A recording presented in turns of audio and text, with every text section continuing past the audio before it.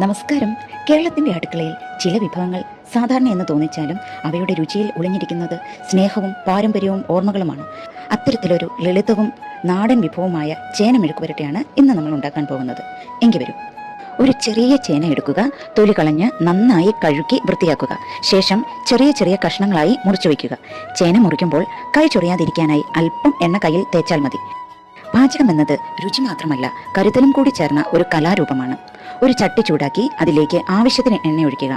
എണ്ണ ചൂടായെത്തുമ്പോൾ നീളത്തിൽ അരിഞ്ഞ പച്ചമുളകും കുറച്ച് കറിവേപ്പിലയും ചേർക്കുക. അവയുടെ മൃദുവായ പൊട്ടുന്ന ശബ്ദവും പരക്കുന്ന ഗന്ധവും പാചകത്തിന്റെ ആദ്യ സംഗീതമാകുന്നു.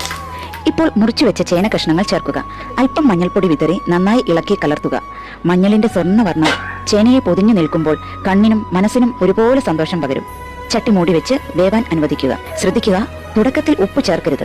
ഉപ്പ് ആദ്യം ചേർത്താൽ വേകാൻ താമസം കൂടുതലായിരിക്കും. ചേന അല്പം വെന്തതിനു ശേഷം മാത്രമേ ഉപ്പ് ചേർക്കാവൂ. ഇടയ്ക്കിടെ മൂട് തുറന്ന് ഇളക്കി കൊടുക്കുക. പാചകം ഒരു ക്ഷമയുടെ പരീക്ഷണമാണ്. അതിന്റെ ഫലം എപ്പോഴും രുചിയേറിയതായിരിക്കും. കുറച്ച് സമയം കഴിഞ്ഞാൽ ചേന നന്നായി വെന്ത് ഓരോ കഷ്ണവും വേർപെട്ട് വരണ്ട നിലയിൽ എത്തും.